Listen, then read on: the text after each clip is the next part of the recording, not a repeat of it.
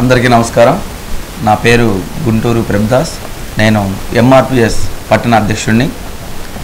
కృష్ణన్న ఆదేశాల ప్రకారం నన్ను టౌన్ అధ్యక్షుడిగా ఎన్నుకున్నారు గతంలో.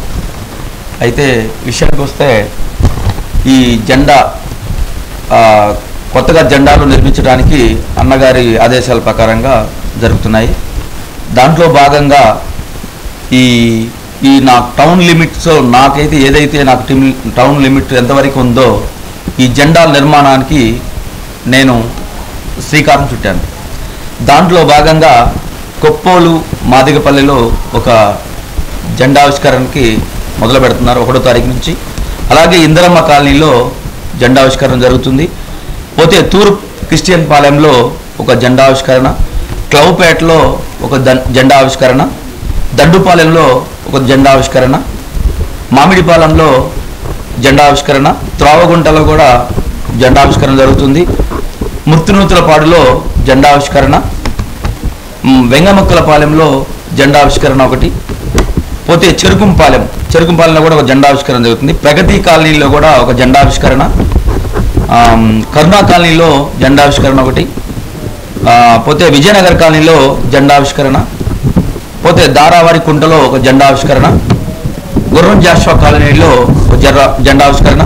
దీంతో పాటు కొన్ని కాలనీలు కూడా ఇంకా జెండావిష్కరణలు జరుగుతాయి. కృష్ణన్న ఆదేశాల ప్రకారంగా ఏదైతే ఉందో అక్కడ ఉన్న స్థానిక మన ఎస్సీ మాదిగల దగ్గరికి మేము వెళ్ళడం జరిగింది. అక్కడ స్థానికులు ఎవరైతే ఉన్నారో వాళ్ళతో కలవడం కూడా జరిగింది. ఈ విధంగా కృష్ణన్న ఆదేశాల ప్రకారంగా మన ఎస్సీ కాలనీలో ఇలా జెండావిష్కరణ గురించి మీతో మాట్లాడదామని వాళ్ళతో మాట్లాడటం జరిగింది. సరేనన్నా, మీరు ఆ విధంగా మన ఎంఆర్పిఎస్ని ఇలా బాగా డెవలప్ చేస్తున్నారు కాబట్టి కృష్ణన్న ఆదేశాల ప్రకారంగా ప్రతి ఏరియాలో మేము పోయిన ప్రతి ఏరియా కూడా మాకు ప్రోత్సాహం కలిగించారు. బాగా మేము సహాయంగా ఉంటాం. అక్కడ స్థానిక కమిటీ కూడా ఒకటి నిర్మాణం చేస్తున్నాం. ఎందుకంటే స్థానికంగా అక్కడ ఉన్న ఏదైతే ఎంఆర్పిఎస్లో గతంలో ఉన్న వాళ్ళైతేమి కొత్తగా వచ్చిన జనరేషన్ కూడా అక్కడ మేము కలవడం జరిగింది. ఈ విధంగా ఈ జెండా ప్రతి ఏరియాలో ఉన్న దాదాపు 25 మాదిగపేటలు కావచ్చు, ఎస్సీ మాలపేటల్లో కూడా కొన్ని ఉన్నాయి. వాళ్ళు కొంతమంది ప్రపోజ్ చేశారు, చేయమని చెప్పున్నారు. అన్ని ఏరియాల్లో మేము ఈ జెండా నిర్మాణానికి శ్రీకారం చుట్టి రేపు 1వ తారీఖు నుంచి మేము ఈ జెండాలు అయిపోయి దాదాపు ఒక 10 రోజుల్లో మొత్తం కంప్లీట్ చేసి కృష్ణన్న ఆదేశాల ప్రకారం ఈ జెండా ఆవిష్కరణ అనేది చేయటం జరుగుతుంది. అలాగే ఇక్కడ టౌన్ కింద కమిటీ ఒకటి ఏర్పాటు చేయడం జరుగుతుంది. దాదాపు 175 మందిని నేను అన్ని గ్రామాల్లో ఏదైతే మన ఈ 50 డివిజన్ల వారీగా కావచ్చు, చుట్టుపక్కల ఉన్న పల్లెటూర్లు కావచ్చు, కొంతమందిని ఆల్రెడీ టౌన్ కమిటీలో చేర్చుకోవడం కమిటీ వేయడం జరుగుతుంది. అది రేపు జెండా ఆవిష్కరణ అయిపోయిన మరుక్షణమే ఈ కమిటీని మేము స్టార్ట్ చేస్తాము. కృష్ణన్న ఆదేశాల ప్రకారమే ఇవన్నీ జరుగుతున్నాయి. ఇట్లా అన్న ఆదేశాల ప్రకారమే జరుగుతున్నాయి. అలాగే మన ఆదిమల్లి ప్రకాష్ అనే బ్రదర్ కూడా నాకు ఆల్రెడీ ఫుల్ సహకారంతో అందిస్తూ ఉన్నారు. కమిటీ సభ్యులు చాలామంది వరకు నాకు ప్రోత్సాహం ఇస్తున్నారు. మీరు దగ్గర నుండి చేయండి, టైం లిమిట్ మీదే కాబట్టి మీరే చేయండి అని వాళ్ళ దగ్గర నుంచి కూడా మాకు చెప్పడం, ఎంకరేజ్మెంట్ జరగడం కూడా జరుగుతుంది. టౌన్లో ఇంకా ఎంఆర్పిఎస్ ఉనికి ఇంకా చాటి చెప్పాలని చెప్పేసి రాబోయే రోజుల్లో వర్గీకరణ కూడా కంపల్సరీ అవుతుంది. ఇది సుప్రీంకోర్టులో కూడా జరుగుతుంది కాబట్టి మనకి ఎటువంటి పరిస్థితుల్లో ఒక నెల 15 రోజుల్లో మనకు వర్గీకరణ కంప్లీట్గా వచ్చి మనకి మన మాదిగల ఉనికి అనేది ఇంకా చాటిగా వెళ్ళిపోతాం. మనం ఇబ్బంది ఉండదు. ఏదైనా జరిగే ప్రతి కార్యక్రమం కావచ్చు, ప్రెస్ మీట్లు ఏదైనా కావచ్చు, కృష్ణన్న ఆదేశాల ప్రకారం ఆయన ఆదేశాల ప్రకారమే జరుగుతుంది. ఎవరి సొంత నిర్ణయాలతో తీసుకునే అవకాశం కూడా ఉండదు. అలాగే టౌన్లో ఉన్న వాళ్ళందరినీ ఎస్సీని అందరూ మొత్తం గ్యాదర్ చేసుకొని కొంతమంది కులాలు కూడా మా దగ్గరికి వస్తున్నారు, మేము సపోర్ట్గా ఉంటామని రమ్మని చెప్పడం కూడా జరుగుతుంది. ఐకమత్యంగా అందరం కలిసి ఈ ఎంఆర్పిఎస్ ఉద్యమం పట్ల ఎలాంటి రిమార్క్ రాకుండా మేము వర్గీకరణకి అయ్యేటట్టుకు పాటుపడతామని చెప్పి శాఖలు అంటే దీంట్లో ఎంఎస్పీ అని చెప్పేసి ఏదైనా ఎంఆర్పిఎస్ స్టార్టింగ్లో ఉంటుంది, ఉద్యోగ శాఖ ఉంటుంది, వికలాంగ శాఖ ఉంటుంది, మహిళా శాఖల్లో ఉంటుంది. ఇవన్నీ శాఖలను బట్టే అందరూ కలిసి కృష్ణన్న ఎంఆర్పిఎస్ కృష్ణన్న పెద్ద ఆయన సమక్షం తీసుకెళ్తాం. ఎవరు వచ్చినా ఎవరు రాకున్నా అంతే, అది జరుగుతూ ఉంటుంది. దాదాపు ఒక నెల 2 నెలల లోపు జరిగే అవకాశం ఉందని అన్నగారు చెప్పున్నారు. ప్రజెంట్గా జరుగుతుంది సుప్రీంకోర్టులో. ప్రజెంట్గా జడ్జిమెంట్ గురించి ఎదురు చూస్తున్నాం. వర్గీకరణ అనేది అవుతుంది కాబట్టి జన సమీకరణ బాగా ఉండాలి, మనకి రాబోతుంది కాబట్టి ఆ ఉత్సాహంతోనే ఇవన్నీ చేయటం జరుగుతుంది. నిర్మాణం అనేది 10 పల్లెల్లో కూడా చాలా మందికి తెలియదు కాబట్టి ప్రతి గ్రామాల్లో ఈ మొబిలైజ్ అనేది ఉండాలని చెప్పేసి ఈ విధంగా కృష్ణ ఆదేశాల ప్రకారంగా జరుగుతుంది. కమిటీలు చీలికలు వచ్చాయంటే ఏది చేసినా కానీ అన్న అధిష్టానం అనేది పెద్దది, సముద్రం లాంటిది కాదు. ఎంతోమంది వస్తూ ఉంటారు, పోతూ ఉంటారు.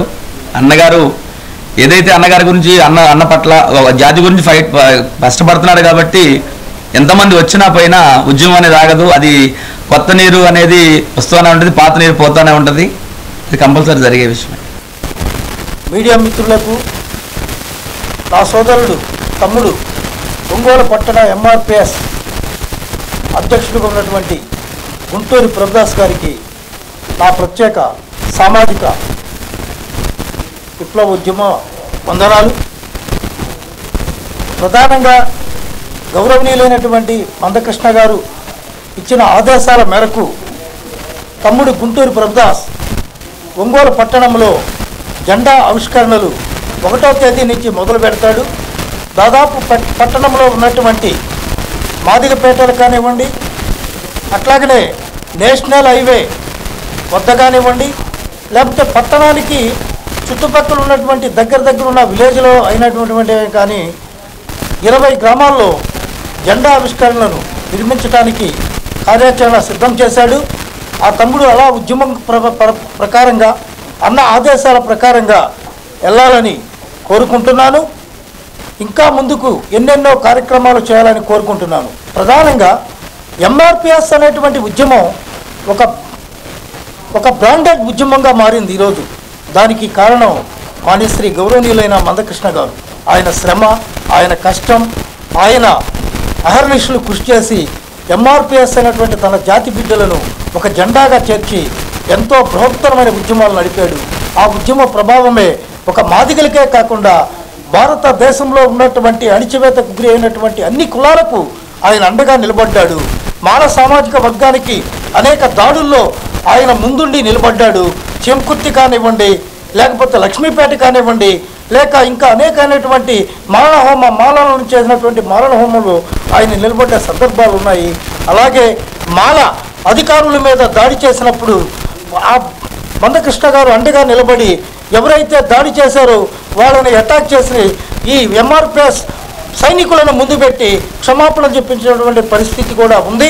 ఎంఆర్పిఎస్ అనేది ఉద్యమం అది న్యాయబద్ధమైంది, సామాజికమైనది, అది న్యాయ పంపిణీ అయినది. ఎందుకంటే వర్గీకరణ అంటేనే అది న్యాయమైనది. బుద్ధిష్ట కాలంలో తీసుకుంటే ఆయన న్యాయ పద్ధతిలో వర్గీకరణ కోరుకున్నాడు. నీటి వనరులను సమానంగా పంచమన్నందుకే ఆయన్ని ఓడించారు. డాక్టర్ బిఆర్ అంబేద్కర్ ఈ దేశంలో స్వేచ్ఛ, స్వతంత్రాలు, సమానత్వం, ప్రతి ఫలం అందరికీ అందాలని, ఈక్వాలిటీగా అందరికీ పంపిణీ చేయాలని చెప్పని కోరుకున్నాడు. అది వర్గీకరణ కాదా అని నేను అడుగుతున్నాను. లోకాయుక్తులు అడిగారు అందరికీ సమన్యాయం జరగాలని, అది వర్గీకరణ కాదా అని నేను అడుగుతున్నాను. అలాగే ఈ మాన్యశ్రీ మందకృష్ణ గారు 30 సంవత్సరాల నుంచి అనేక పోరాటాలు, అనేక ధర్నాలు, అనేక రాస్తారోకులు, అనేక ఒత్తిడిలు, అనేక ఘర్షణలతోటి ఆయన ఉద్యమాన్ని ప్రభంజతంగా చేస్తూ కోట్లాది మందిని కవాతు తీపిచ్చి ర్యాలీలు తీపించినటువంటి సందర్భాలు ఎన్నో ఉన్నాయి. దాన్ని ఈ ప్రజానీకం, ఇంకొక సామాజిక వర్గం ఎందుకు ఒప్పుకోరని నేను అనుకుంటున్నాను. వర్గీకరణ ముగిస్తే మనం మరో రాజ్యాధికారం వైపు వెళతామని నా సోదరులను నేను మనవి చేసుకుంటూ మనము ఐక్య వేదికతోటి ఐక్యంగా ముందుకెళ్ళి మాన్యశ్రీ మందకృష్ణ గారి నాయకత్వాన్ని బలపరుస్తూ ఆయన చేస్తున్నటువంటి గొప్ప కార్యక్రమాలకి మద్దతుగా నిలబడుతూ మన గుంటూరు ప్రభుత్వం ఇంకా ముందుకి నడవాలని కోరుకుంటున్నాను.